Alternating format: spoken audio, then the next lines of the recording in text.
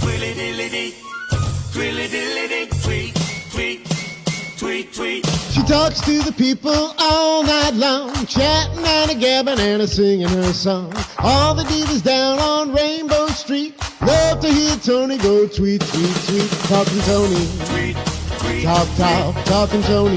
tweet, twilly dee, Oh, Talking Toni really gonna talk tonight.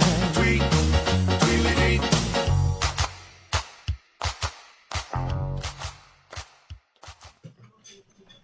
Hello, everyone. Welcome to another episode of Talking Toni. I'm Toni Holmperm, the singing diva of Long Island. And this is my show here on Strong Island Television, part of the Strong Island Entertainment Network. And joining me tonight from the multi-award winning, critically acclaimed smash hit film that is available on demand right now, The Garden Left Behind.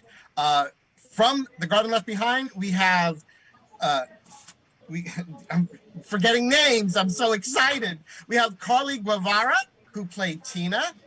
We have Ivana Black, who played Amanda, and Anthony Abdo, who played Chris. I hope I pronounced everything right. You got it. You did. If I didn't, please forget. You know what? I'm a blonde tonight, and when I become a blonde, it's strange. The IQ points just automatically drop down, and they don't come back up till I take the wig off. It's I swear it's true.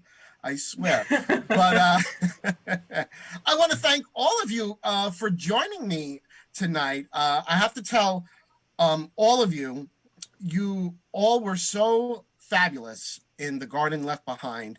And I want to congratulate all of you. I think Rotten Tomatoes has ranked it as one of the best movies, LGBTQ themed movies of all time. Amazing, yeah. I mean, everyone who sees the movie is just affected by it in such a powerful way. I mean, you all were amazing. And it's a heavy movie. It's not a walk in the park. But I don't want to get too much into the heaviness right away. And I want to talk about, with all of you about some of the fun things, as far as making this movie. Now, if you don't mind, I'd like each one of you, to tell me how you became involved in working on The Garden Left Behind. And Ivana, since you're on top next to me, which way? That way. why don't you go first? You played Amanda in The Garden Left Behind, and you were kind of like Tina's big sister. I would say was kind of like the vibe that I got. Yeah, very protective of her. Yes, That showed in the film. I found out about this just basically through word of mouth. He had gone to the different places like SAG and AFTRA to find actors, and he wasn't finding as many as he wanted to find. Mm-hmm. And so that's how I heard about it, through word of mouth. People remembered that I had acted before and that I modeled. And so they were like, Ivana, would you be interested in doing this audition that I heard about? So that's how I came to the audition. Yeah. Mm-hmm. Just kind of word of mouth. He did his work. He yes. reached out to so many people. And there were so many feelers out that one of them ended up coming my direction, which was perfect because I wasn't in union. I was non-union. Mm-hmm. So I wasn't going to hear about it unless someone told me or unless I had an agent. Right. And as everyone knows, or if you don't know, the thing that is so groundbreaking for this film is that every transgender character is played by a transgender actor. So there was none of this, Scarlett Johansson, Halle Berry nonsense of a cis person playing a trans person. No. Which, is such a great thing to see. And yeah, like I say, it's not only just the actors. You have to remember we have producers that are trans, men and women. Like behind the cameras, yes, behind the scenes as well. He made sure that everyone was included. Like if this is going to be a picture about trans, he wanted a lot of people to be employed that were trans. Yes, and he did such an amazing job. And as you all know, Flavio was my guest 2 weeks ago on the previous episode, The and one and only. he's the one and only, and he promised he was going to be watching in the audience, but I told him, I said, oh, well, Flavio, I've got 3 of your stars, so I may have to get some tea from them about you. So we'll wait, we'll keep him, let's keep him in suspense. But I told him there might be just a little shade thrown, because he was the director, so we do have, you might want to just throw a little shade on him. And Anthony, how did you get involved? So my story is pretty, I guess, serendipitous. I was kind of newly arrived in New York to get here as an actor. And I had a friend who had worked with Flavio on a short film that he was showing, and he'd just made. And I went to this screening. I almost didn't go. It was a cold December New York night, and there was a line out the door for like 40 minutes. But I ended up going. The house was packed, and instantly you could feel like this great energy in there. And I watched the film that he'd made, and it was also incredible. Had 2 Golden Globe nominees in it. Anyway, so I go to the after party. I just kind of sneak into the after party and hanging out with all the friends there. And then I end up going to the bar and just talking to people who had worked on the film. And eventually through the night, Flavio just showed up. We didn't speak for very long, but I introduced myself a bit. I told him I thought his film was great, and he gave me his card, which was this like rectangle of gold that I held on to, knowing that I had this director's contact information. And I reached out to him like a month later, and he let me know that he was working on something. He called me into his office and he showed me the script, and I took it home and read it, and he said, kind of zero in on what you think would fit for this. And I think it was quite early in the process. He had just finished the first draft, I believe.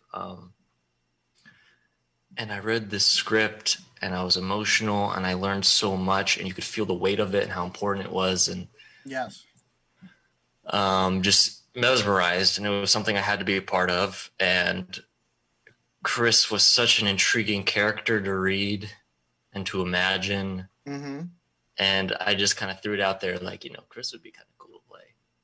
And I think that he had thought the same thing for me, and was just kind of testing to see if I saw the same thing. And after that, it just kind of organically grew from there. I mean, I never really auditioned. I was involved pretty early in the process, helping with a lot of the things that indie films have to deal with. And it has been a journey, and I've witnessed a lot of amazing hard work and amazing growth. And it's just been an incredible ride to be a part of. Yeah. Yes. Well, you're, I envy all of you for being, a part of such, really, it's really an historic movie. And I think, people are going to be talking about The Garden Left Behind for many, many, many, many years. Yeah. And you could sense that really from the first time I read the script. I could feel that it was important. It hadn't been done before in this way. And yeah, we've gotten to this place now, which is kind of crazy where we are. I know. Now, Carlie, who's that little baby that I saw on your lap? He's such a little tiny baby who is harassing me. He's so cute. Let me see if I can I'm a huge animal lover. I have cats. But I This is love, my baby. His name is Simba. Oh, Simba. Oh, how sweet. He just turned 13 last weekend. Oh, wow. He's a little baby. But yeah, he's just talking to me. Now, Carlie, the role of Tina was really such an important part of the movie, because this movie is really Tina's story. And Flavio told me this was the first time you had ever done any type of film work. Is that correct? Yeah, that's true. And how did you get involved with making the movie? It's, I guess, I don't know. It's not as crazy as it sounds, but basically, I don't have social media. And I had a friend who did, and she is this badass, like, fashion designer making, like, leather kink gear. And she sent me the link and was like, I think you'd be good on screen. And I had just switched, jobs. And so I read the script and I didn't feel intimidated. I was like, sure, this is a cool story. I guess I could get behind it. I felt very comfortable with Tina and her story. And I said, why not? And I showed up to Flavio's place, and there were other people auditioning. I was like, oh my God, I've never done this before in my life. It's just like, oh my God. And then I just went up, and they had me read a couple of scenes, and I just, did what I did, and I guess they liked it. So it just worked out. Now, you actually filmed the movie back in 2016, is that correct? Yeah, in 2016. Yeah, there were Facebook posts from today memories that are like, we were on set today, 4 years ago. 4 years ago today? We were shooting, yeah. Wow. I mean, the thing of it is, when it doesn't feel like 4 years ago, except for the fact that nobody's wearing a mask when you watch the movie. But it does, it does feel like, even though it's 4 years ago, it feels very current, which, is a good thing. I'm wondering if, actually because of the pandemic and people's entertainment choices are kind of limited, do any of you feel that the pandemic sort of helped the movie in a way? Because there's not a lot of choices of things right now, and this is, it's new, it's fresh, and it's available. So I don't know, what do you think? For me, I think it did help. I think people were going to see the film anyway. Sure. I think that what it made for us being an independent film, it gave us a leg up, because people who would normally not go see independent films or different types of film are actually looking at the film now. Because they've all gone through their Netflix and Hulu's and all the stuff is done, and they're like, let's try some new stuff. Or people are just they're exploring themselves because they were in quarantine, and they're like figuring out who they are as people and looking at different subject matters and stuff. So I think it did give us a leg up. I'm kind of happy about it. But on the other end, the tour is over, and I was having fun on the tour. Right. What was that like for all of you? Like watching the movie with the audiences that are having such, a great reaction to it. Anthony, how did you feel? Well, incredible. It was amazing hearing the sniffles, getting the hugs afterwards. The energy after every screening is like so, it's so visceral, you can feel everything. It's such a powerful film.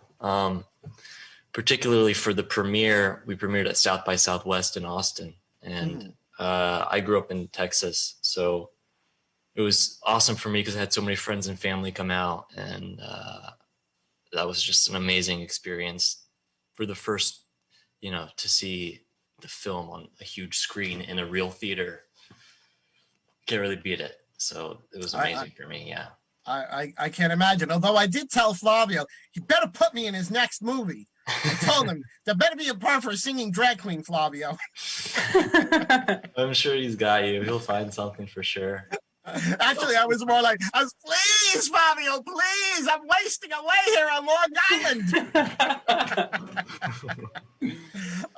Can I also just say, I've never had, an entire guest panel made up of such beautiful guest stars.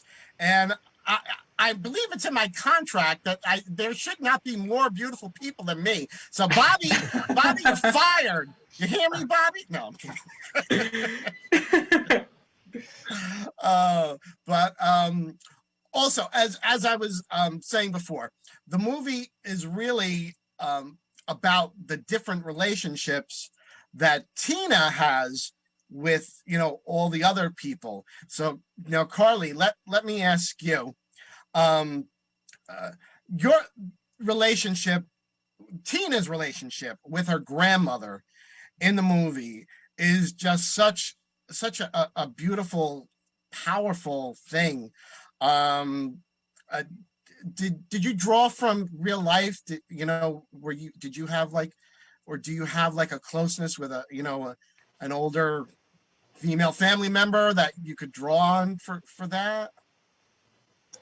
I think I just really got along with Miriam.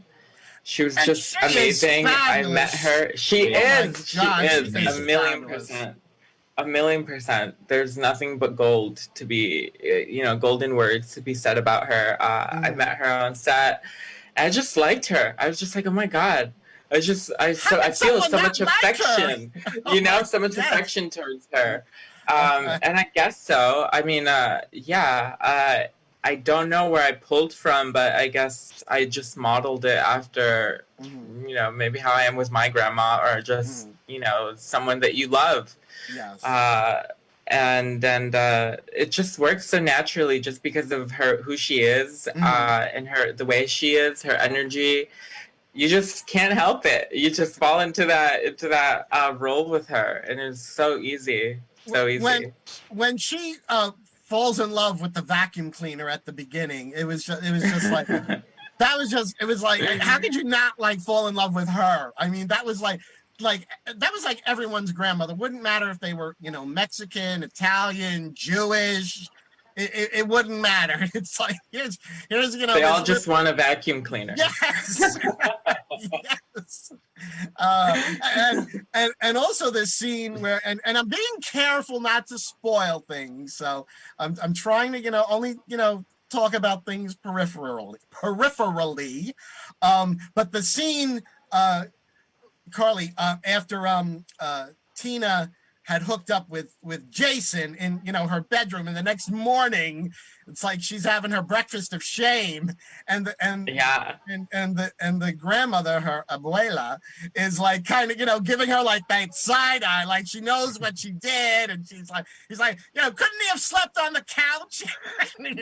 It's like so typical, really, of probably a lot of people's grandmothers that would be like sort of reading them for like not being a good girl. Of course. I think that was a great scene too. It's just so nuanced, yes. And when he was sneaking in, and she's like awake with the one eye open, like, I see you, girl. I see what you're doing. It's just those little things that happen in families and in your own relationships with close ones that just think it just happens so naturally, which really helped. Yes. Now, let me ask all of you, what would you say is probably the funniest moment that you had on set? I mean, I know we do know the movie is very serious and has a very powerful moment. But when, as actors, I've done plays and things, so I'm familiar with this, when you're all sort of, herded together in a small space and you're working late and long hours, there's got to be stuff that goes down that like you just can't stop laughing. Ivana, why don't you go first? Because I know you have something. I just gonna say, Ivana, you go first. Because mine has to do with abuelita. Uh-huh. So, she and I were going through our lines because we had that amazing scene together. Yes. And I was really trying to like figure out how I was going to approach the scene with her. Because at first I wanted to go very aggressive, but then I took a more nurturing tone. And so we were just talking, and she and I had been talking beforehand. So she didn't know that we were going to rehearse. So when I said, let's go rehearse, we started rehearsing the lines. And she was like, so why is Tina like that? And we were just going back and forth, and she was asking these questions. And then I realized she was really asking me the question. Oh. Yeah, she was really asking why Tina wanted to go through this process. Mm-hmm. So I tried to explain it to her, and she was like, oh, okay. So then we started talking about like cooking again, all these different things. She's like, yeah, I was really interested because they were hiring all these trans women and stuff, and wow, they are beautiful. And oh, they're so smart and tough. I said, yeah, I mean, it's an amazing group of people. She goes, yeah. Well, then how did you get the job? I said, what do you mean? She says, well, they're hiring trans women, so how are they having a regular woman play the role? I said, no, I'm not a regular woman, I'm trans. She said, huh? Wait. Oh, we were best friends from then on. She was like, no. And so we started talking, because we've been talking about everything, about cooking together and housekeeping. We were having whole conversations, like homemaker conversations on set. Was she really cooking that food? Oh, she was. I tell you, because I didn't know if you use seasoning, but she was cooking them platanos. They looked really good. I tell you, I've watched the movie multiple times. I watched it again earlier today, and every time I watch it, I see something new. And watching her cooking those plantanos, I was like, those look really good. I wish I had some for lunch. They did good, smell really good on set. I can assure you. I'm sure Keo, our cameraman, was also like feeling it too. He got the really good beauty shot there. And no food was wasted on set. Oh, to speak. Okay, I gotta say something, Ivana, about food, because one of your best reactions is when you guys were in like the diner, and Tina pushes the pie away, and Ivana, your reaction, you're like, girl, don't push the pie away. And I did have the pie when it was done. I want everyone to know, I'm very clear, I'm not ashamed of it. I knew it when I got home, but I had the pie. Like I said, every time I watch a movie, I see new little things, and I just happened to notice that today, that when Tina pushed that pie away, you got this reaction like you're like, oh, yes. Like how could you push the pie away? I'm getting the pie. and Anthony, what would you say was one of the funniest moments for you on set?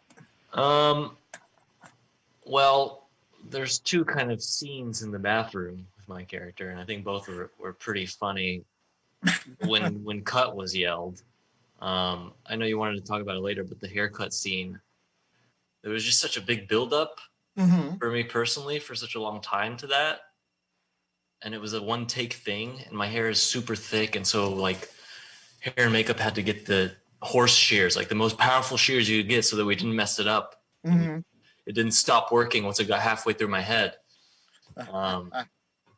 So I had to be really serious about it, and then once we yelled cut and there's hair all over me, it just burst out laughing. It was also, I think, like 3 or 4 in the morning, so we were delirious, and but that one sticks out as like a funny moment that I'll never forget. I'll bet. Yeah. And Carlie, what would be the funniest moment for you? I don't know. That's a terrible answer. But in speaking about this, it was humorous just in the fact of the scene itself. If you watch it, and they're doing the 30th birthday party for Tina, and you look closely at what they're doing, someone forgot plates, and so we're serving this chicken and like all this food rice, for the birthday party on napkins. On napkins. I didn't see Oh that. my god! And it was like raining that day, and like they had this like special tarp to protect it, and like the napkins were getting wet, and I was like, "Oh my god, what are we doing?" I just started. It was just hilarious, just little things like that, and we ran with it. We have to read Flavio for that. We have to read it. Flavio, where are the plates for the chicken and rice? ice on napkins, Flavio. Shame on you. No, I thought that was very funny. Yeah, it worked. It worked. And then in one scene, Ivana's lipstick, I'm very fortunate to have had her autograph. Her her lips were on my. Yeah, it just so happened. Like, I think we were like legit celebrating and really hugging each other, and she kissed me, and it just stayed. And I was like, well, it made it to the scene. I don't know. Well, that was one of those little things that it just made it. It made it very real. It really did. It made the movie feel authentic, I guess is what I should say. So any things that you can tell me, since we're shading Flavio a little, any little tidbits that you guys want to share about Flavio, some little humorous moments. It's not, I mean, He's it's not humorous. It's just a point of truth. Mm-hmm. He's a director. Yes. And I'm an actor. Mm-hmm. His job is to give me direction. And sometimes he would have to give me directions, and he has to be harsh and, be a little stern about his direction. Of course. But I'm just saying in the back of my head, can I swear on here? Yes. Go ahead. You'll come up and be like, Ivana, blah, blah, blah. And here's this little short little man looking up at me, trying to yell at me, and I'm just looking at him like.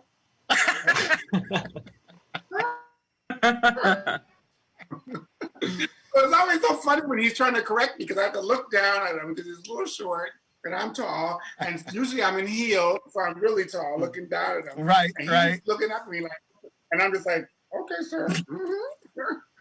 So I just had to laugh sometimes because I really took him seriously, but at the same time it was funny because I was just like looking down at this little man yelling. Yeah, well, us little people, because I'm only 5'2" in bare feet, so we make up for it by having big mouths. It's what we do. So, Anthony, is any little funny moment about Flavio that you can share? Oh Jesus, there's so many. So Flavio Alves many to choose from. is an amazing character. He's an amazing character, and he's in all honesty, he's, if not the one of the hardest workers I've ever met. Mm-hmm. But with that, I think comes his perfectionism, and just one incident that kind of comes to my head is we were doing videos for the eBay My Film campaign, which, if you guys don't know, we used eBay to raise money for the film in a really interesting way. But I had this little camera, so we were shooting kind of the video for it, the fundraising video. And it was his turn to kind of say his words about it, and we must have done at least 50 takes. 50 takes of this. It was he just really wanted to get it right and perfect, and it was kind of an example of his work ethic. This whole beast is on a leash that Flavio's holding, and has been from the beginning. So, but just kind of as an example. But we were up really late,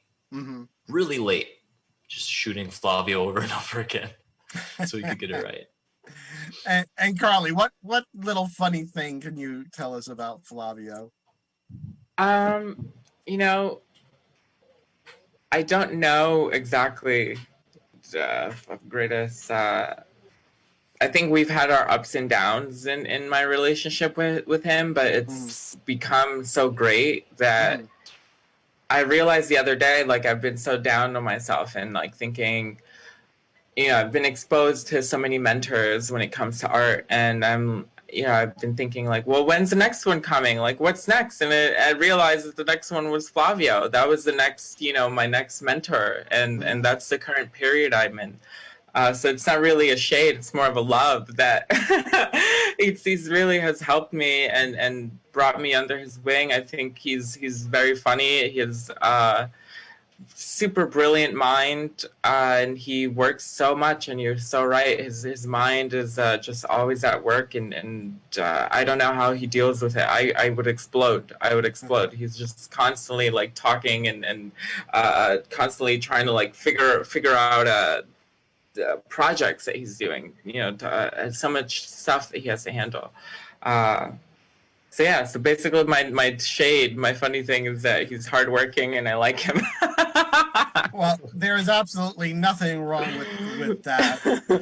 All right, we're going to take just a very quick break right now, and we will be back right after this break with more of the cast of The Garden Left Behind. Stay tuned.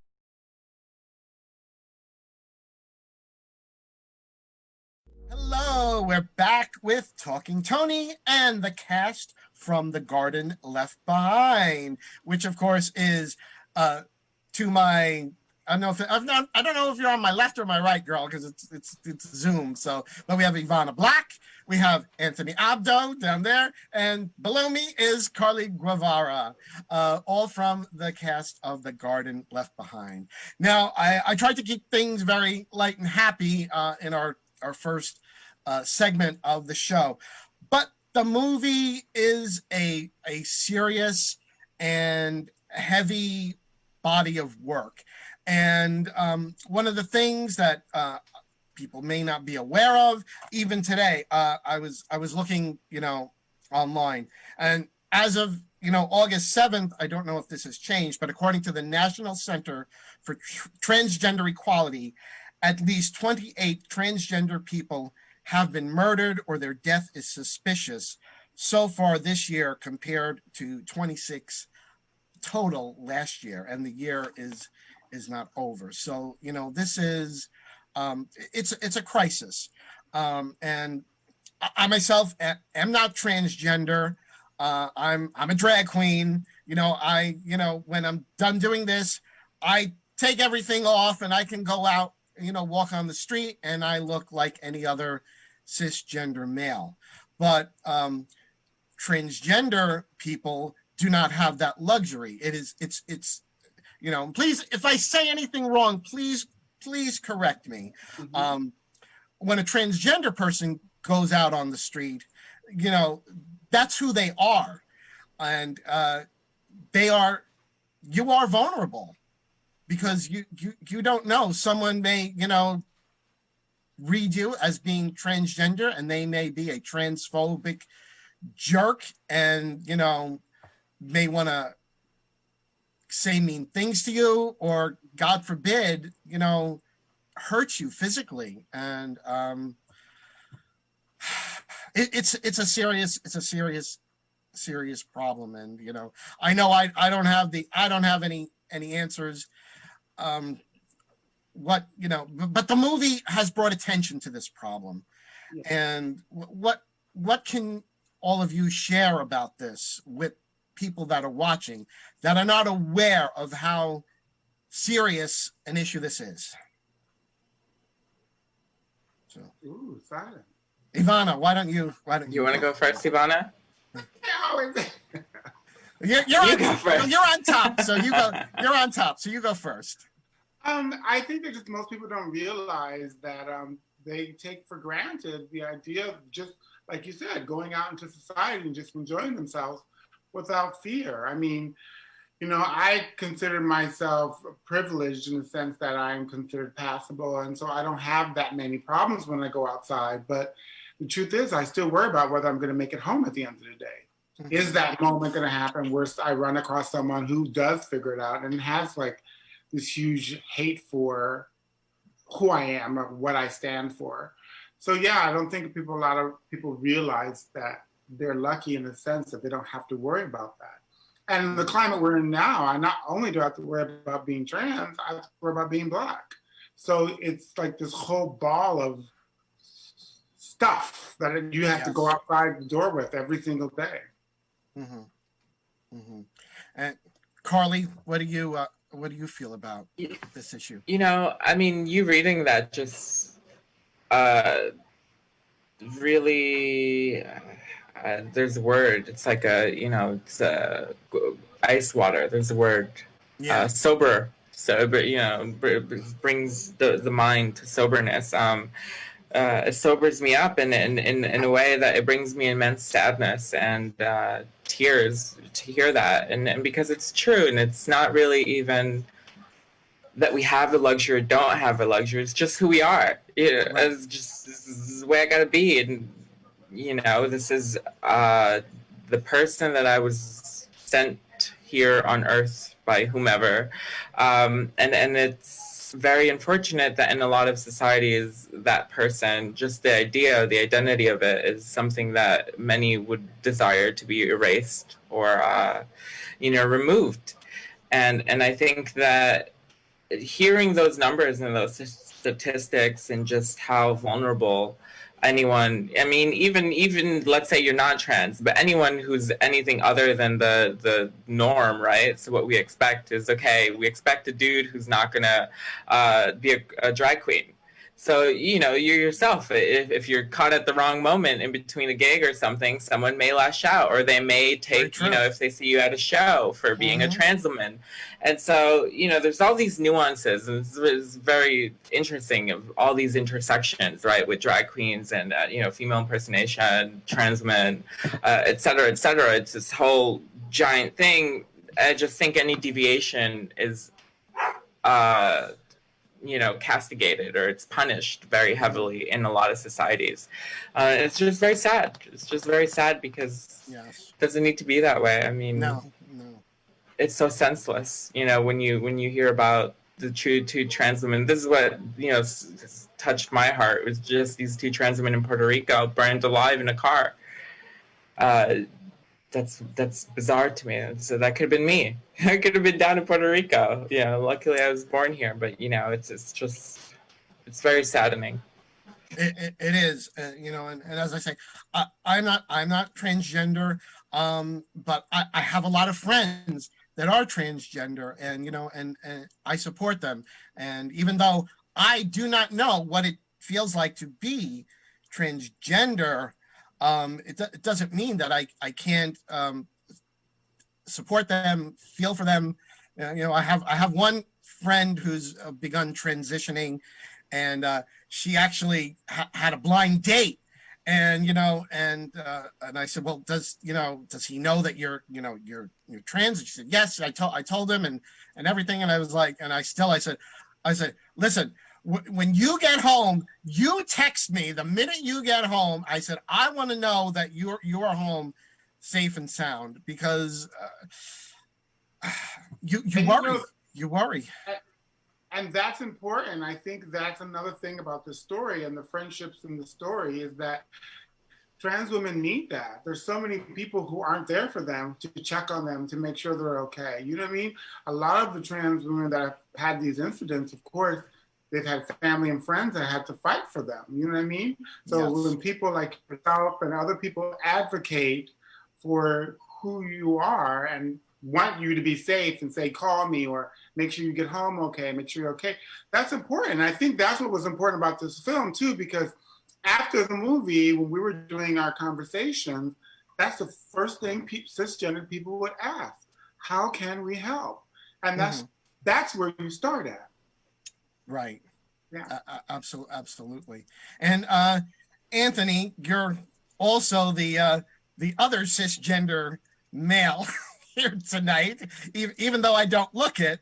What do you feel about this? And you know what, coming into this project, were you aware of everything, you know, as far as this issue, or did you learn a lot or new things? I was ignorant by product of our society, I think. And it has been a really incredible experience for me personally. I have so many friends and family who've seen the film either at festivals or, you know, now on Amazon, that have been really affected and their eyes have been opened. And geez, that's what the point of the film is. I recently heard a line, not specifically about this issue, but someone was telling someone else, my dreams are your rights. And that works in this instance, that works in so many instances in the world right now, in our country. And that's something that as a cis male isn't something that I'm always thinking about. My dreams don't involve my rights. I have my rights, be it civil or in social settings. And it's a shame that this movie had to get made. You know?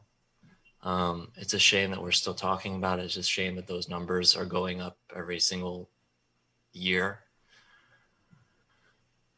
But from a cis male's perspective involved in this project, I mean, it was incredibly eye-opening, and I am forever an ally and an advocate. And I hope that anyone who watches feels the same way. That's the point. Yes, absolutely. I mean, when I was talking to Flavio about the movie, I was saying one of the extraordinary things about the movie is that the character of Tina is really, she's such an ordinary person. You know, she could have been your sister, your coworker, your cousin. I mean, Tina represents, like, you know, so many people in our lives. Absolutely. I mean, I think that is the power of the film, is that Tina, while she may be trans, is not defined by her transness. You know, she's defined by her love for her grandmother, her friends, everything that's relatable, her dreams, her hopes, her goals. Yes. And what happens in the film is a product of her transness, which makes people ask why. And I think that's so important. That's the power of the film, is that it's so relatable to anyone. Yes, yes. It's a human story.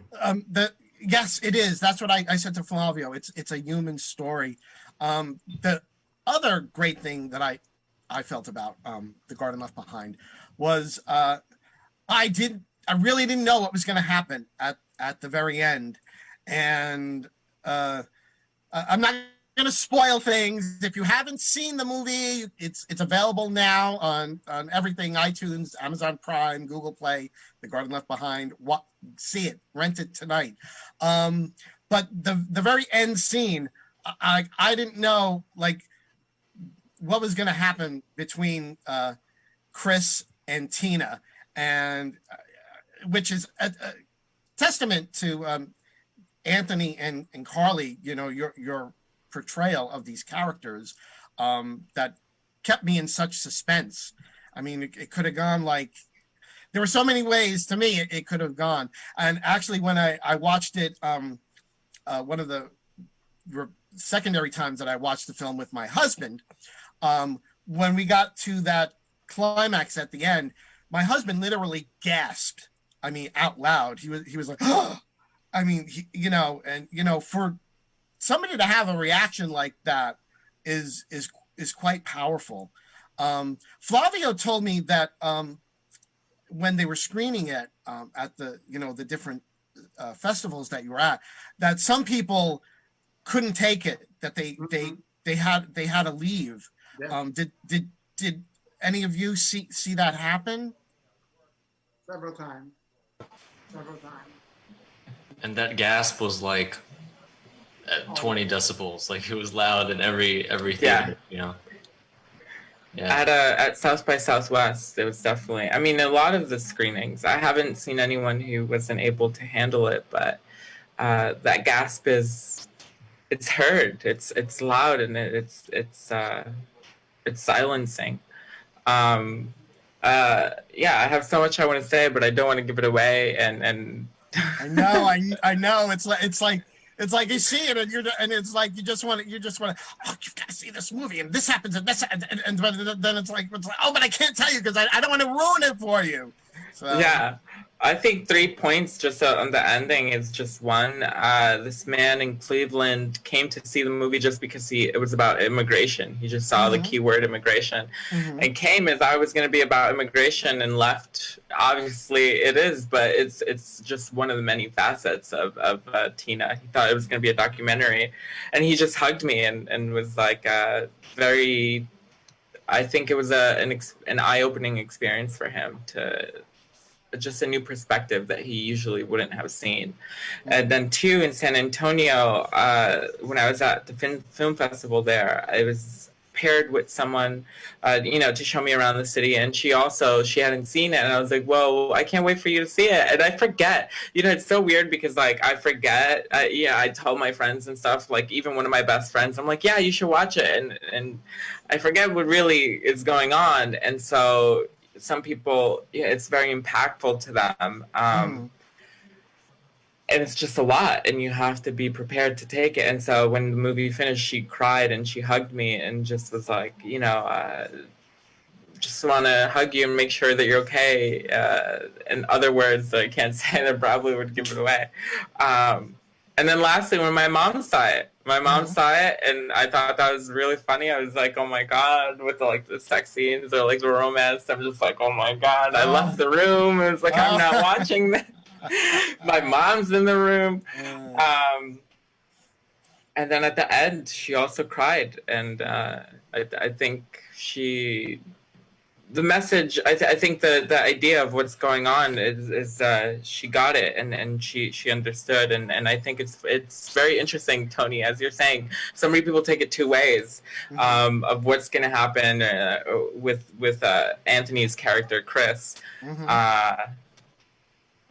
Yeah, I think I guess the ambiguity there is good to have, where audiences can infer what they would like to read into it. I mean, obviously we each have our own interpretation, but I wouldn't have taken the script or the movie if it wasn't the way it is, For me, it's affirming. That part, when I was sitting in theaters watching people's reactions, at first it was like, okay, I want to see what it's going to be. But then it was like, I hope they react. Like, oh my God, I need them to react, because it affirms that they feel something and that they were caught off guard at the idea of what my life really was and what I have to go to and trans women have to go to on a daily basis. And Absolutely. so it's affirming for me. I feel like a sigh of relief, like, okay, good, they got it. You know what I mean? Like they felt something. Because at first I really thought people were going to be non-emotional, like not care. So actually when I hear people make that noise, I'm like, okay. They got it. They got it. They got it, yes. It's so hard to talk about without talking about. I know. Like it was when I had Flavio on, I kept saying to him, there's so many things that I want to say about the movie. In some ways, I can't really find the words to express it. And then in other instances, there's things I don't want to say because I don't want to ruin things for people who haven't seen it, because I want everyone who's going to see it. And as I keep saying, you've got to see The Garden Left Behind. When they do see it, I want them to have that visceral reaction, of not being prepared, to know like what's going to happen. Because I think that's another thing that makes the movie so powerful. I agree. And it's very polarizing, the whole thing. Absolutely. And Absolutely. from day one, when I spoke to Flavio about the script, he was like, this one's polarizing, talking about the role. Mm-hmm. And so, Yes, because you know, Anthony, your portrayal of Chris, I'm sort of like, afterwards, I'm like, do we like Chris or do we hate Chris? that's the thing, yeah. And it's like, which is good in a way. It's like, I know Flavio said he wanted a lot of things to be open-ended and to leave it for people to make up their own minds, what to think, what to feel. He didn't want to just, hand everything to people on a platter, except that chicken and rice that he handed on the napkin. But he didn't want to hand, he didn't want to spoon feed things to people. He wanted them to think. Right. And I agree with Ivana, and I think it is it's not that the script itself is polarizing. It's our identity. As Ivana was saying, it's great to see that people are affected, but it's that our own lives, it can be so problematic for people and just our very existence. And so the nature of that, the film is exactly that. It's a slice of life in Tina and her trying to do her stuff in New York. And just because of the fact that she does hold so many identities which are polarizing, it brings this these reactions, these visceral reactions from people and others around her towards that. It's just our lives. I mean, and there are many people who I'm sure would love to have a Chris and Tina moment with me. If they knew or if they don't, I don't know. But it's something that's very real to us. So I basically just want to say that in terms of the script, it's polarizing because it's real, because our lives are polarizing. Absolutely. Now, I wasn't going to jump to this, but Ivana, you said your phone may be running out of juice. Oh yeah, I brought my laptop and I forgot the charger. Well, just in case, because I don't want you to go off screen. But so if you don't mind, tell everyone, quickly, like, what future projects you have planned and where people can find you on social media, just in case your laptop dies. It's going slow, so I took off my light and stuff. I just want to be safe. Yeah, mine. It's Ivana, Ivana Black, BLACK, the number 9 at Instagram, and then it's Ivana Black, Ivana Black at Twitter and at Facebook. Right. Where you can see me. Sometimes you can see me on a runway, but I've just been looking for just new pieces to work on, new art, up for a play. And you did something today with Citibank. Oh, yeah. Did a national campaign for Citibank today. I just filmed it right before I got here. I was running here to get here. That's why I forgot my charger. And it's a national campaign for Citibank, which is going to allow people to use their name on their cards. That's fantastic. Very, very happy to be. That's amazing. They were so amazing on set. They were so comforting. They made me feel good. I have nothing bad to say. It was an amazing experience. And so I'm really glad that I got the campaign, of course, because it's a check and, it's a job. But I like projects that also mean something. And so it was so nice that this bank is making an effort to find a way to make its customers feel as comfortable as possible and who they are when they. That's fantastic. That is so great. We're coming quickly to a close. I had so many things I wanted to talk to all of you about, but unfortunately, it's only an hour-long show. But one of the things I did want to ask you guys about, I don't know who posted it on Facebook, but it was when you guys were doing one of the restaurant scenes with Tim Moss, who played Demos, and he had you guys doing the Vogue rap. It looked like. He posted that? Oh, that's the best outtake. That is Yes. the best outtake.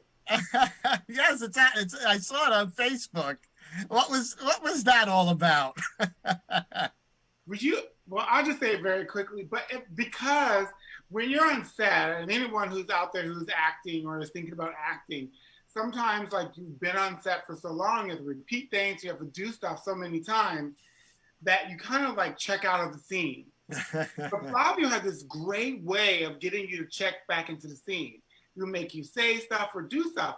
And one day we were just joking around with Vogue, just like a little piddly thing. And so periodically he would let us, that was how he wake us up. Okay, you guys see that song? And we're like, he would just wake us up, bring the energy back so we could get back into the scene. Yes!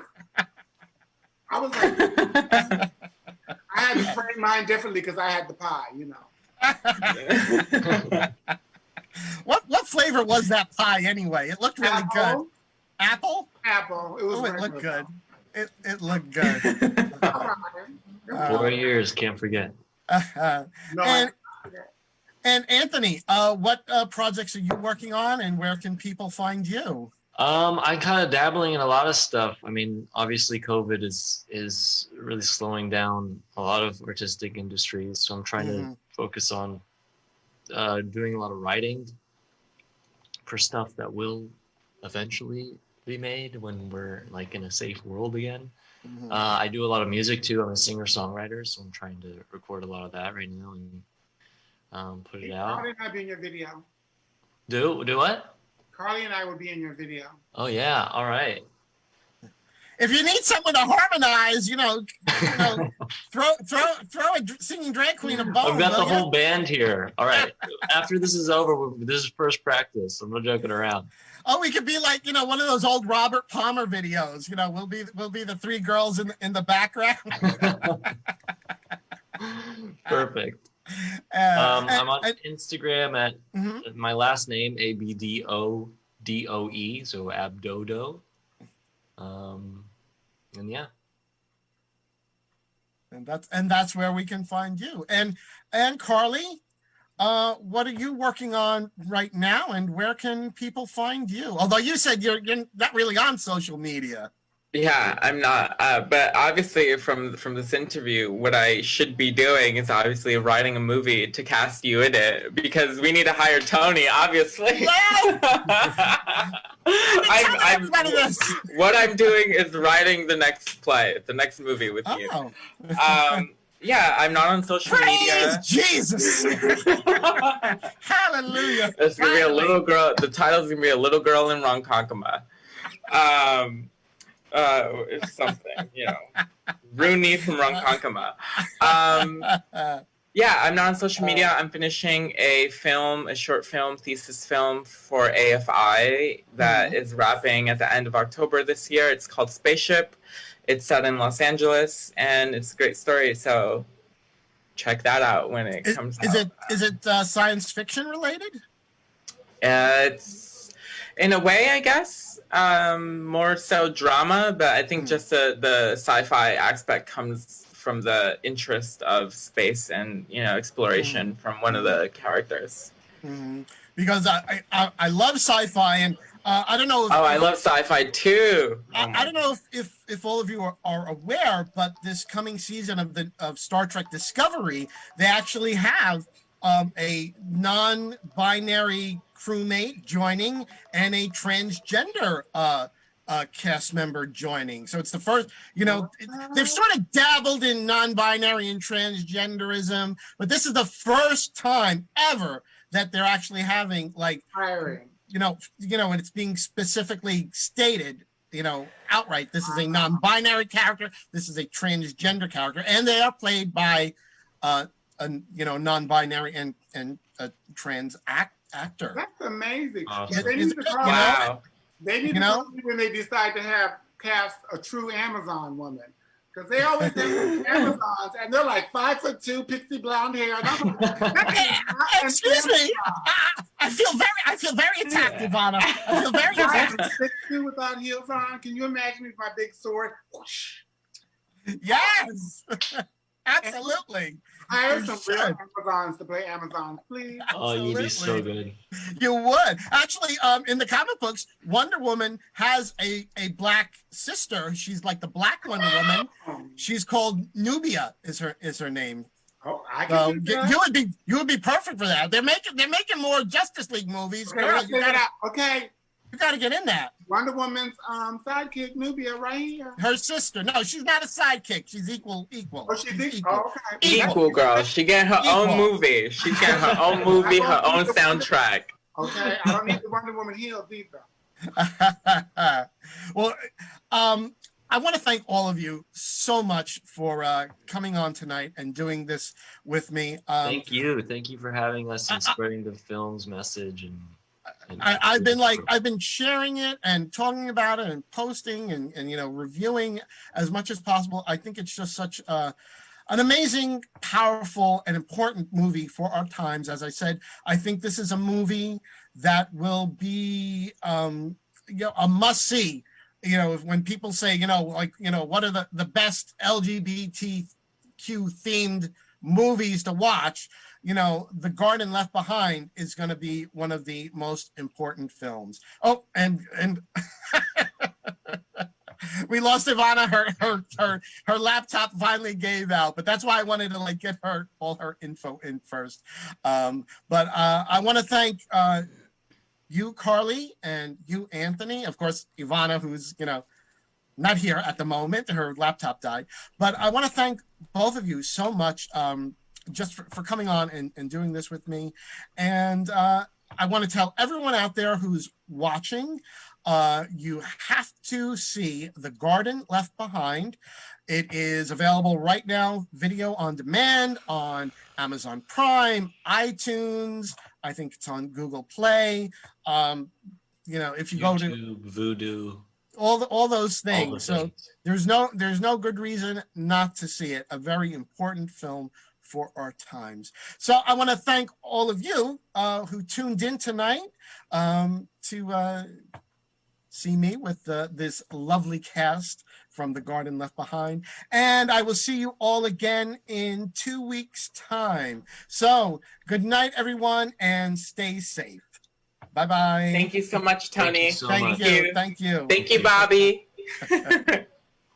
Twilly-dilly-dee, twilly-dilly-dee, twilly-dilly-dee, twilly-dilly-dee, tweet, tweet, tweet, tweet. She talks to the people all night long, chatting and a-gabbing and a-singing her song. All the divas down on Rainbow Street love to hear Toni go tweet, tweet, tweet. Talking Toni, Tweet, tweet, talking Toni. tweet, twilly-dee. Oh, Talking Toni gonna really talk tonight.